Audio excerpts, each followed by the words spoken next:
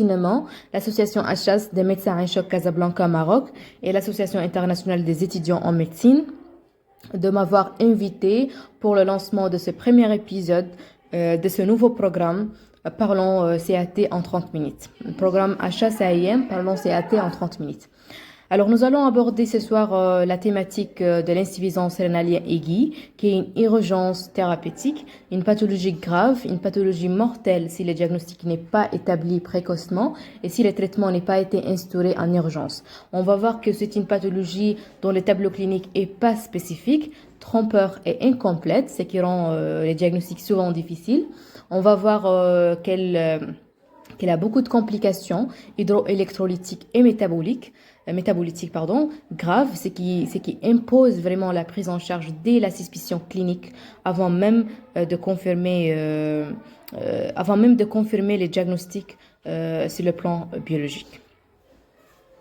Et avant d'entamer ces sujets, on va faire un petit rappel anatomo-physiologique. Vous savez que les glandes surrénaliennes sont au nombre de deux, sont des glandes endocriniennes au nombre de deux, situées au pôle supérieur de deux reins, constituées de deux parties. Elle est constituée de deux parties. Chaque partie sécrète des hormones qui sont indispensables pour l'organisme. Elle est composée de deux parties. La partie externe, c'est la cortico-sérénale et la partie interne, c'est la médullo-sérénale. La médullo-sérénale sécrète les catécholamines, donc l'adrénaline et la noradrénaline, dont la sécrétion dépend du système sympathique.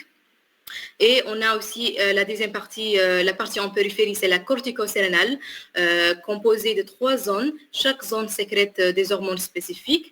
La zone réticulée, c'est la zone qui sécrète les hormones, qui sécrète les hormones sexuelles, les androgènes. La zone fasciculée, c'est une zone qui sécrète les glycocorticoïdes. Le chef de file, c'est les cortisols. Et la zone glomérulée qui sécrète le minéralocorticoïde, à titre d'exemple, l'aldostérone. Vous savez que le cortisol, c'est un hormone vital, c'est un hormone essentiel.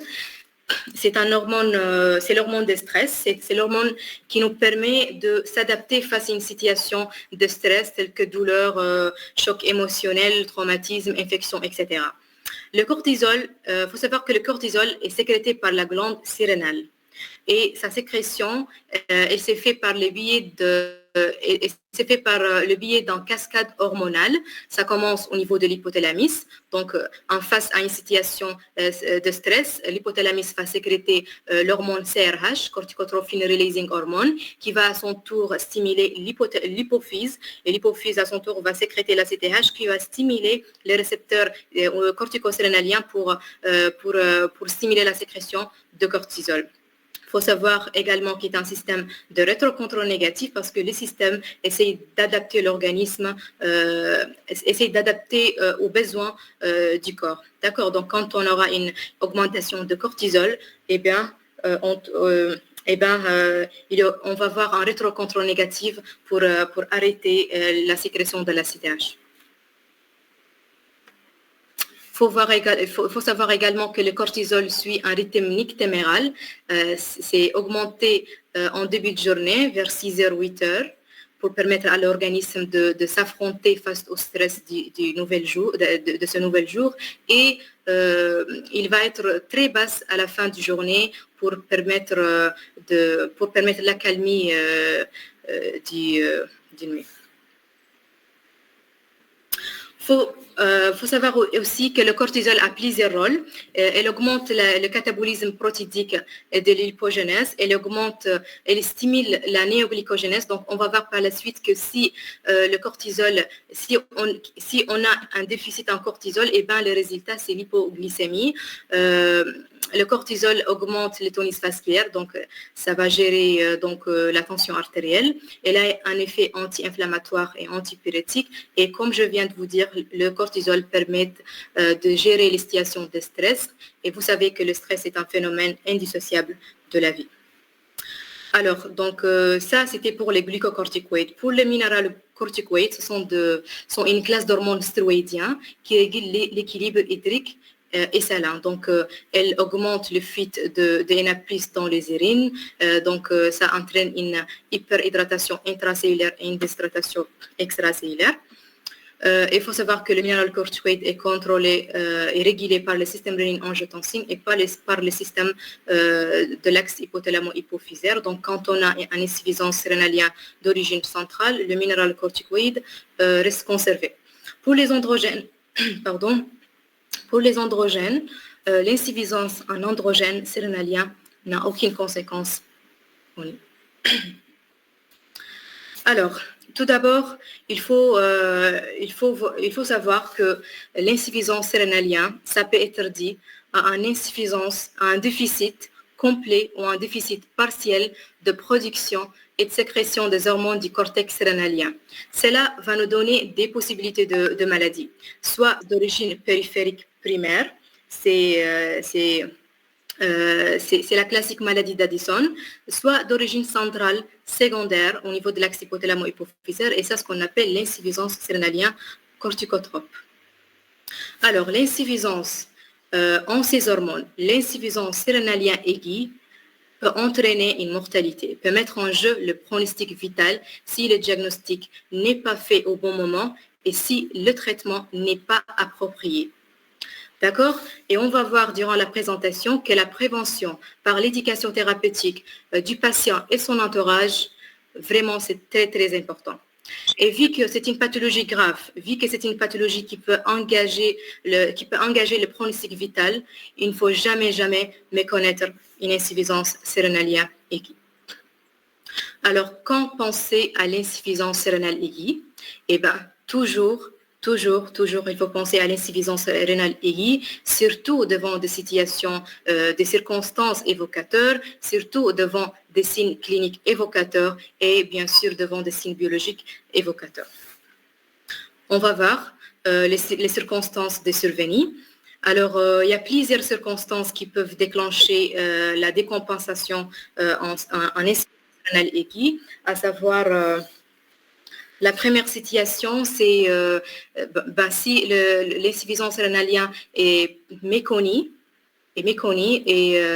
donc l'épisode insuffisance rénale aiguë va être le mode révélateur de cette pathologie. Deuxième situation, un patient déjà connu pour l'insuffisance rénalienne et qui se trouve dans cette situation de stress, comme une infection, traumatisme ou intervention chirurgicale. Vous savez, dans des situations de stress, on a besoin de glucocorticoïdes.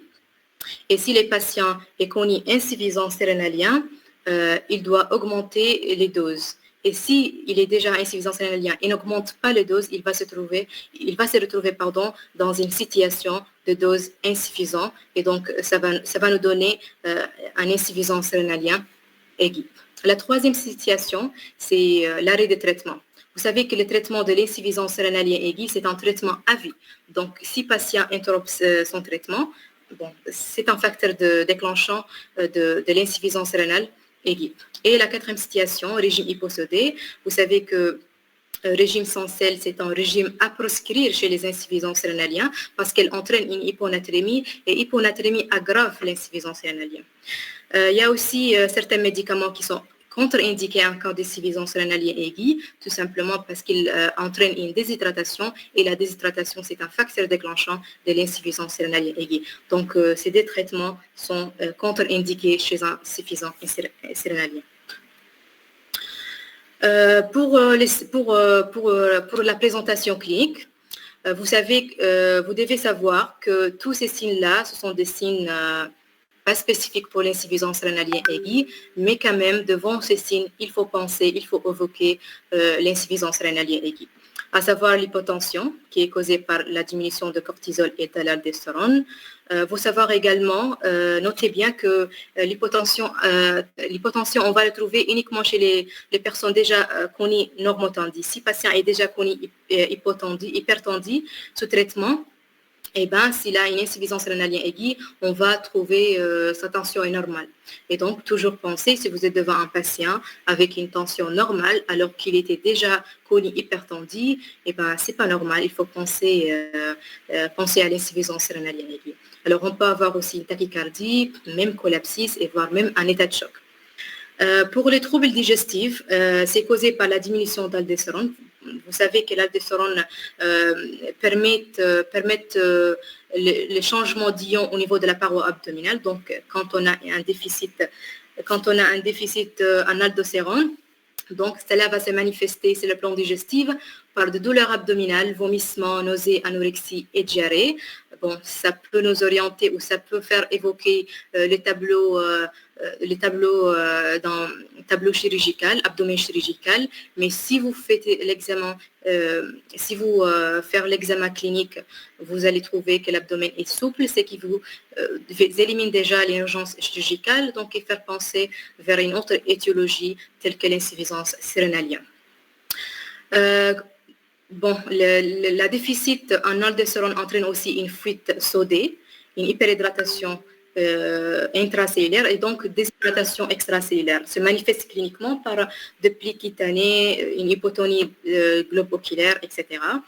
Quand le déficit est important, on peut retrouver une hyperthermie. Et bien sûr, on peut retrouver aussi des signes neurologiques, à savoir coma, convulsion. Mais si vous aussi examinez bien le malade, vous allez constater, vous n'allez pas trouver aucun signe neurologique de localisation. Donc, c'est qui élimine aussi les problèmes d'origine neurologique et à ce moment-là, faire penser vers une autre étiologie telle que l'insuffisance rénalienne aiguë. Alors, c'est ça pour le tableau clinique. Dans des situations où les patients ont déjà une insuffisance rénalienne chronique, vous pouvez trouver une hyperpigmentation mélanodermie qui vous oriente vers une insuffisance d'origine sérénalienne primaire ou un palaire chitalomiqueux qui vous oriente vers une insuffisance sérénalienne secondaire. Et bien sûr, vous allez trouver cliniquement le signe clinique de la cause déclenchante de cette décompensation. Pour le bilan biologique, il faut demander en urgence un NFS. Il faut savoir aussi que les résultats, que ces bilans non spécifiques pour confirmer les diagnostics, mais ce sont des bilans qui peuvent vous orienter. À l'NFS, on va trouver une hyperiosinophilie, on va trouver une hémoconcentration causée par la dyshydratation et l'hypovolémie. Vu que les glycocorticoïdes sont des hormones hyperglycémiques, donc si déficit, on va trouver une hypoglycémie. À l'ionogramme, vu que l'aldostérone entraîne une fuite urinaire en NaCl, donc on va trouver une hyponatrémie, une hypercalémie ménonsate, donc impliquant la réalisation d'un ECG pour la surveillance. Vu que l'aldostérone aussi entraîne une hyperexcrétion de H+, on va aussi retrouver à la gazométrie une acidose d'origine métabolique et bien sûr, on va trouver une insuffisance rénale fonctionnelle causée par la déshydratation.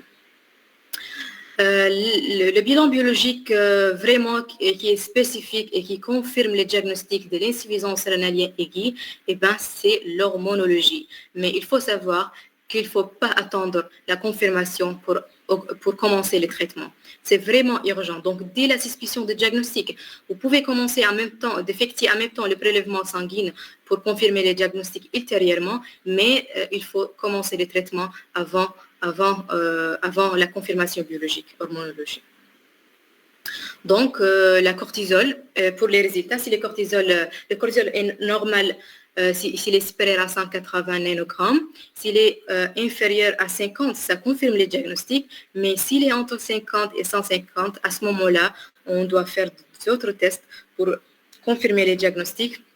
Donc, le premier test qu'on doit faire, c'est le test au synactène. Synactène, c'est un analogue à la CTH. On l'injecte pour voir est-ce que le sérénal va répondre à cette stimulation. Donc, si elle répond, l'origine certainement, ce n'est pas sérénalien, c'est plutôt insuffisance centrale. D'accord. Donc, on prend un ampoule de synactène de 0,25 mg. On l'injecte immédiatement et on fait le dosage après 1 heure de temps. S'il est supérieur à 200, ça confirme le diagnostic d'une insuffisance sérénalienne aiguë. Donc, vu que le synactène, c'est comme l'hormone ACTH, donc c'est pas sensible pour chercher l'étiologie d'une insuffisance d'origine centrale.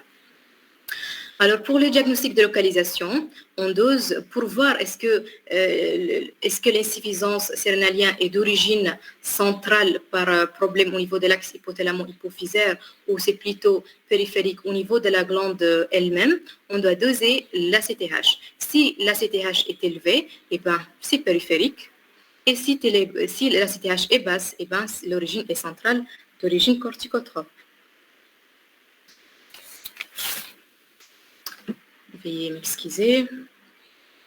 Un mot rapide sur le diagnostic étiologique. Pour l'insuffisance rénalienne secondaire, il y a plusieurs étiologies. La plus fréquente, c'est la corticothérapie prolongée. Vous connaissez que le corticoïde, ce sont des médicaments utilisés largement dans plusieurs pathologies. Donc,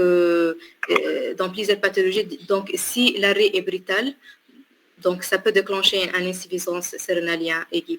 Pourquoi? Parce que le cortisol utilisé comme médicament pendant longtemps, donc ça entraîne une inhibition de la sécrétion centrale et donc la sérénale est au repos. Donc lorsqu'on arrête le médicament rapidement, ça déclenche la décompensation rapidement, ça donne une insuffisance sérénalienne aiguë. Les autres étiologies, vous avez tumeur de la région hypothalamo-hypophysaire, radiothérapie et syndrome de Sheehan. Pour l'insuffisance sérénalienne primaire, il y a plusieurs étiologies. Les deux les plus importants, c'est les maladies auto-immunes, c'est la plus fréquente, 80%, et les causes infectieuses, tuberculose, notamment dans les zones endémiques. Vous avez les autres étiologies, hémorragie bilatérale des sérénales, causes médicamenteuses, l'hyperplasie ou l'hypoplasie congénitale, tumeur bilatérale de lymphome, métastase, etc. Alors, arrivons donc au traitement. Vous savez, il faut connaître que le traitement que l'insuffisance rénalienne aiguë, c'est une urgence, c'est une extrême urgence médicale. Donc, il faut sauver le malade. Et pour sauver le malade, il faut évoquer les diagnostics. Évoquer les diagnostics devant des signes évocateurs, évoquer les diagnostics devant des circonstances évocateurs et devant le bilan biologique évocateur. Donc, si vous êtes devant un patient avec tous ces symptômes, avec la biologie hypercalémie, hypocalémie, avec l'antécédent par exemple d'une insuffisance, donc déjà on évoque on évoque les diagnostics, donc on doit commencer immédiatement les traitements par l'hémicénat d'hydrocortisone. On doit en même temps aussi faire le prélèvement et je rappelle encore une fois, il ne faut pas attendre les résultats de bilan pour confirmer les diagnostics. Sachez toujours qu'un défaut par excès vaut mieux qu'un défaut par carence. Alors, les traitements, déjà dit, c'est une urgence médicale. Il faut immédiatement prendre en charge les patients, impérativement dans le milieu hospitalisé. Donc, on doit l'hospitaliser. On doit entamer les mesures de réanimation si les patients se présentent avec un tableau de choc. Il faut savoir qu'il y a 3 volets de traitement de l'insuffisance rénale aiguë, rééquilibration hydroélectrolytique, par hormonothérapie substitutive et bien sûr les traitements du facteur déclenchant. Et si on traite un patient, il faut bien le suivre cliniquement et biologiquement. Et il faut savoir aussi que l'éducation, c'est vraiment c'est très, très important pour prévenir la récidive de cette complication. Alors, pour le traitement, si le patient est déjà connu insuffisance rénalienne, donc impérativement, il doit avoir chez lui des ampoules d'hydrocortisone. Donc, dès la suspicion de décompensation, il doit s'injecter de 100 mg d'hydrocortisone en IV et en IM, puis poursuivi à l'hôpital ou en unité de soins intensifs. Ça, c'est pour les patients déjà connus insuffisance rénalienne. Pour vous, si vous êtes en urgence devant un malade chez qui vous suspectez l'insuffisance rénalienne aiguë, donc vous allez faire les 3 volets de traitement. Premier volet, c'est la réhydratation. Donc, on doit réhydrater le malade 2 à 3 litres de sérum glycosé. On préfère les sérums glycosés parce que l'insuffisance rénalienne a tendance à l'hypoglycémie.